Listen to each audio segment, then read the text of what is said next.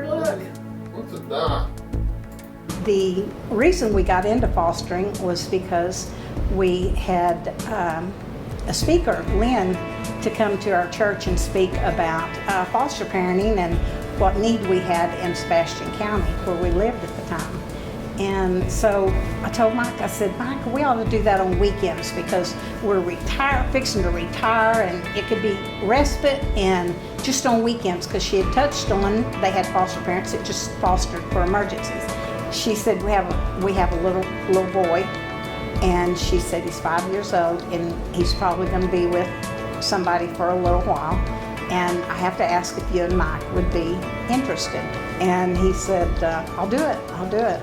So we take him, and the day that he left, the very next day, we got 2 little girls. And so it just sort of snowballed, and now we're in a home with 7 children. One of the reasons that we might have even been skeptical about fostering is because you learn to love these kids, and when they leave, it's hard. It's real hard.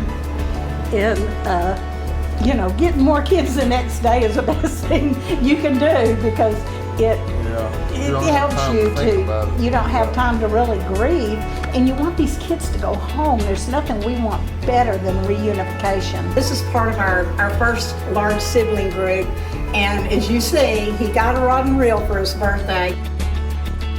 To see the little kids out in the backyard, and we've got almost 2 acres here, and so there's plenty of yard, and they would be out there and they'd play in the little playhouse, and to see them with their brothers and sisters, and to know that we were able to bring these kids together. It's fun to see them learn these, and Mike would take them fishing and teach them how to tie a fishing knot. One little boy, I was making lemonade out of fresh lemons, and he comes in and said, he's 12, Grammy, what are you doing? I'm making lemonade. And he said, making lemonade?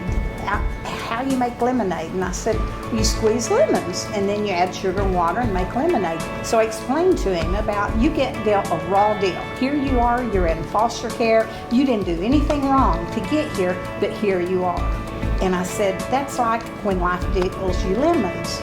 You make lemonade, you make the best of it. And I said, you do make the best of it. If I was going to tell you anything about fostering, I would tell you, don't be afraid to be brokenhearted, because your heart's going to break when this little child leaves that you've loved and you've cared for.